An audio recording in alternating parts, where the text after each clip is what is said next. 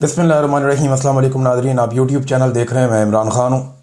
Nadreen, मैं ये video सुबह के वक्त रिकॉर्ड कर रहा हूँ। सारी रात हम जागते रहे और जो मनाज़िर देखे वो इंतहाई तकलीफ़ दे हैं।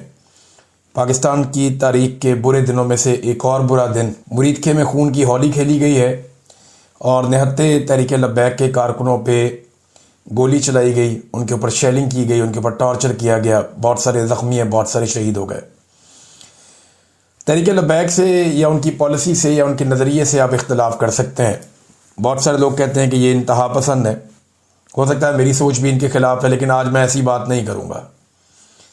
लेकिन कभी भी एक इंतहा के ख़िलाफ़ जो दूसरी इंतहा है उसको सपोर्ट नहीं किया जा सकता, क्योंकि वो भी एक तरह की इंतहा पसंदी है। मुल्क में कानून मौजूद है, आइन मौजूद है, रियासत मौजूद है, रियासती इदारे मौजूद हैं, पूरा एक स्ट्रक्चर है जो मौजूद है। ये नहीं होना चाहिए था। बहुत अफसोसनाक है। कुछ हकायक जो मैं जानता हूँ वो मैं आपको बताता हूँ, लेकिन पहले जो अभी तक की खबरें वो ये कि बड़ा खौफनाक क्रैकडाउन किया गया सारी रात, ख़ास तौर पे फजर की नमाज के वक्त तहरीक लब्बैक की क़यादत और कारकुनों पे, और उनके ऊपर ना सिर्फ गोलियाँ चलाई गई, बदतरीन शेलिंग की गई। जो उनके कायदीन का मरकज़ी कंटेनर था उसे आग लगा दी गई। मैंने बेशुमार मनाज़िर देखे हैं कि लोग सड़कों के ऊपर पड़े हैं और उनकी जान बचाने के लिए दूसरे लोग कोशिश कर रहे हैं। अभी तक मैंने खुद दर्जनों लोगों को गोलियां लगी हुई वीडियोस देखी हैं। कोई उठा कर ले जा रहे हैं, कोई घसीट कर ले जा रहे हैं, कोई जान बचाने की कोशिश कर रहे हैं, कोई घरों में पड़े हुए हैं, कोई गाड़ियों में पड़े हुए हैं। कोई समझ नहीं आ रही कि ये क्या चल रहा था। इतना जुल्म, और चारों तरफ से इन लोगों को घेरा हुआ। आईजी पंजाब खुद वहाँ पे मौजूद था। कुछ इतलात के मुताबिक वहाँ पे कुछ वज़रा और मोहसिन नकवी भी गया था और ये खून की होली खेली गई है। अब तक की इतला के मुताबिक जो कुछ हमने देखा या अभी तक जो तहरीक लब्बैक के लोगों ने बताया, वो ये कह रहे हैं कि हाफिज़ साद रिजवी जो लीडर हैं तहरीक लब्बैक के, उन्हें गोलियां लग गई हैं। कुछ लोग कह रहे हैं उनके कंधे में एक गोली लगी, कुछ लोग कह रहे हैं उन्हें 3 गोलियां लगी। लेकिन ये बात कंफर्म है कि वो अपने कंटेनर पे बेहोश हो गए थे और वहाँ से जो है उन्हें पकड़ के ले गए सिक्योरिटी फोर्सेस के लोग। जबकि उनका भाई जो अनस रिजवी है, छोटा लड़का, वो भाई है उनका, वो भी कहा जा रहा है कि शदीद ज़ख्मी है। जबकि ये भी दावा किया गया कि कुछ कायदीन और कुछ कारकुनान जो हैं वो वहाँ पे भी तहरीक लब्बैक के शहीद हुए हैं। तो हर तरफ लाशें पड़ी हुई थी और ज़ख्मी पड़े हुए थे। बहुत अजीब सूरत हाल थी जो वहाँ से रिपोर्ट हो रही है। मैं क्योंकि खुद वहाँ पे फर्स्ट हैंड रिपोर्टिंग नहीं कर रहा और अब रिपोर्टर्स वहाँ पे मौजूद भी नहीं थे जिस तरह गोली चल रही थी। हम अभी इन्हिसार करेंगे तहरीक लब्बैक जो बात कह रही है उसके ऊपर। और तहरीक लब्बैक ये दावा कर रही है गुज़िश्ता 24 घंटों से, बल्कि इससे ज़्यादा टाइम हो गया, कि उनकी लाशें छीन ली जाती हैं, एम्बुलेंसेज में डालकर गायब कर दी जाती हैं। बता ही नहीं रहे कि उनके कितने लोग मारे गए हैं और उनकी लाशें गायब की जा रही हैं, उनके ज़ख्मियों को गायब किया जा रहा है। बल्कि वहाँ पे बख्तरबंद गाड़ियाँ जिस तरह भाग रही थी उसमें यह दावा किया गया कि बहुत सारे लोग इन गाड़ियों के नीचे भी आ गए। ये खौफनाक मनाज़िर हैं। 26 नवंबर के बाद हमने इस तरह के मनाज़िर अब देखे पाकिस्तान में। इससे पहले इस तरह की चीज़ें हमने 26 नवंबर को देखी थी और ये इंतहाई तकलीफ़ दे मनाज़िर हैं जो लगातार दिखाई दे रहे हैं।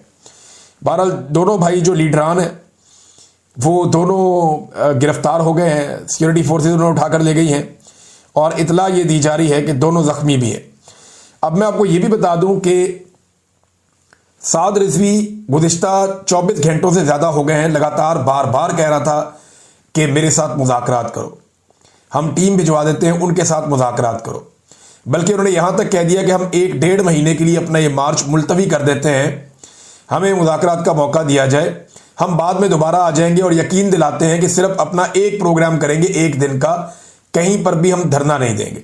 वो काफ़ी बैकफुट पर चले गए थे, उन्हें थोड़ी सी फेस सेविंग चाहिए थी और मुज़ाकरात के ज़रिए से एहतजाज ख़त्म करना चाह रहे थे। लेकिन तहरीक लब्बैक के लोगों ने मुझे बाकायदा, उनकी क़यादत ने मैसेजेस किए, मेरे पास अभी भी मेरे मोबाइल फ़ोन में वो मैसेजेस मौजूद हैं।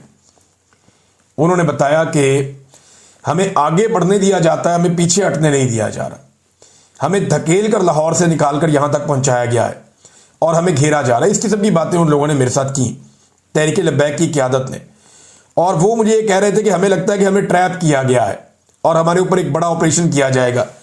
फिर जो एस्टेब्लिशमेंट के अंदर सोर्सेज हैं जिन सहाफ़ियों के, उनमें से एक से मेरी बात हुई और उन्होंने मुझे कंफर्म किया कि इमरान साहब मामला ये है कि अब तय कर लिया गया है बड़े हाई लेवल के ऊपर कि इन्हें एलिमिनेट किया जाएगा, यानी इन्हें अब रास्ते से हटाया जाएगा, तहरीक लब्बैक को, इसको हमेशा के लिए क्रश कर दिया जाएगा।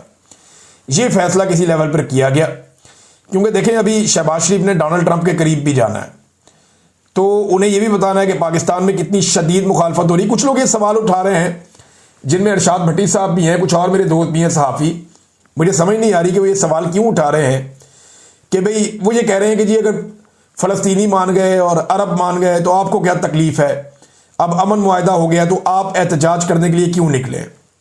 देखिए अभी एहतजाज हुआ है बरतानिया में, इस मुआहदे के बाद 2 लाख लोग निकले हैं। साउथ अफ्रीका में आज एहतजाज हो रहा है, बहुत बड़ी तादाद में लोग वहां पे निकल रहे हैं, सिक्योरिटी फोर्सेस उनको प्रोटेक्शन दे रही हैं। डोनाल्ड ट्रंप के अमन मुआहदे के बाद यूरोप के कई ममालिक के अंदर फ़लस्तीनियों के साथ इज़हार यकजहती के लिए और इसराइली पॉलिसी के खिलाफ लोगों ने एहतजाज किया। लेकिन किसी भी दुनिया के एक मुल्क में मुजाहिरीन के ऊपर ऐसे गोली नहीं चली है, इस तरह कत्लो गारतगिरी नहीं हुई जो पाकिस्तान में हुई है।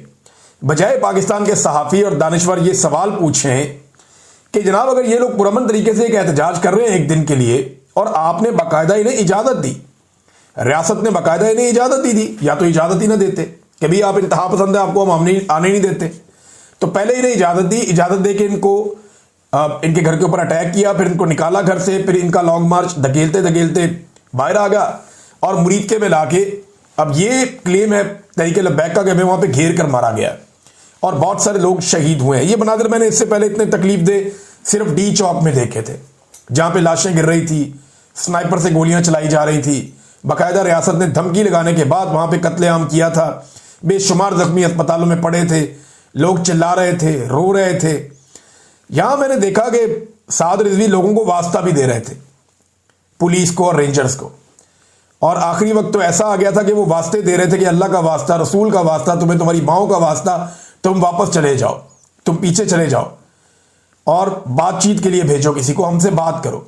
लेकिन ऐसा लगता है कि रियासत ने तय किया था कि इनको पूरी तरह से क्रश करना है। मुझे अफसोस जो है ना, वो देखें ये लोग बनाए भी तो रियासत ही इनके साथ ताल्लुकात बनाती है ना, इन लोगों को इस्तेमाल करती है। अफसोस मुझे इस बात का है कि निहत्ते मासूम नौजवान कत्ल हो गया। अब कोई अपने घर का वाहिद सहारा होगा, कोई बेटा अपनी फैमिली को संभालता होगा, कोई बाप जो है वो अपने बच्चों के लिए बड़ा सहारा होगा। अब ये जो कत्लेआम हो गया और जो नंबर तहरीक लब्बैक के लोग बता रहे हैं वो इंतहाई खौफनाक है, वो मैं दोहराना भी नहीं चाहता। यानी वो तो जो नंबर बता रहे हैं वो सैकड़ों के अंदर बता रहे हैं कि इतने कारकुन उनके शहीद हो गए, और जो जख्मियों की तादाद बता रहे हैं वो भी बहुत बड़ी तादाद बता रहे हैं तहरीक लब्बैक के लोग। और ये उनके वो अकाउंट्स हैं जो उनके मेन अकाउंट्स हैं, उनकी लीडरशिप के अकाउंट्स हैं, वहां से इस किस्म की खबरें आ रही हैं। साद रिजवी ने गायब होने से पहले, यानी अब उनके बारे में अभी हमें मालूम नहीं है कि उनको कहां पहुंचाया गया है, या जख्मी होने से पहले, बेहोश होने से पहले जब उनको उठाकर ले गए, कंटेनर को आग लगा दी, तो उन्होंने यह भी बताया था कि घरों को भी मसमार किया जा रहा है तहरीक लब्बैक के कारकुनों या रहनुमाओं के। 9 घरों के बारे में उन्होंने कहा कि उन्हें मसमार कर दिया गया है। दुनिया के कई ममालिक में एहतजाज हो रहा है, अमेरिका की अमन डील के बावजूद हो रहा है, तो अगर पाकिस्तान में हो गया तो क्या हो गया। अभी तहरीक लब्बैक एहतजाज कर रही थी, जमात इस्लामी ने भी तो किया, अभी पेशावर में अभी किया, उनके साथ तो यह नहीं हुआ। जमात इस्लामी ने अभी पेशावर में एहतजाज किया, अमन डील के बाद किया डोनाल्ड ट्रंप की, उन्होंने अपनी बात रखी पाकिस्तान के सामने, हुकूमत के सामने। तो तहरीक लब्बैक को ऐसा लगता है कि एक प्लान के तहत ये रियासत ने शायद सोच लिया था। देखें ये बड़ा अनफॉर्चुनेट है, हम में से पाकिस्तानियों में से जब किसी एक को मार पड़ रही होती है ना, बाकी खुश हो रहे होते हैं। मैं फिर आपको कह रहा हूं कि तहरीक लब्बैक के नजरियात से मुझे शदीद इख्तलाफ रहा बहुत सारी चीजों से, तर्ज अमल से, और शायद आइंदा भी रहेगा। लेकिन मैं निहत्ते लोगों पे गोली चलाने का हमायती कभी नहीं हो सकता।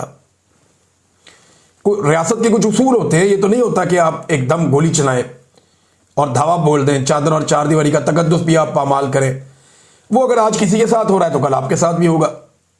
मैंने कई दफा कहा कि बारी बारी सबकी बारी। कल ये कुछ और लोगों के साथ हो रहा था, फिर तहरीक इंसाफ के साथ हुआ, बहुत बुरी तरह हुआ, 3.5 साल से जारी है।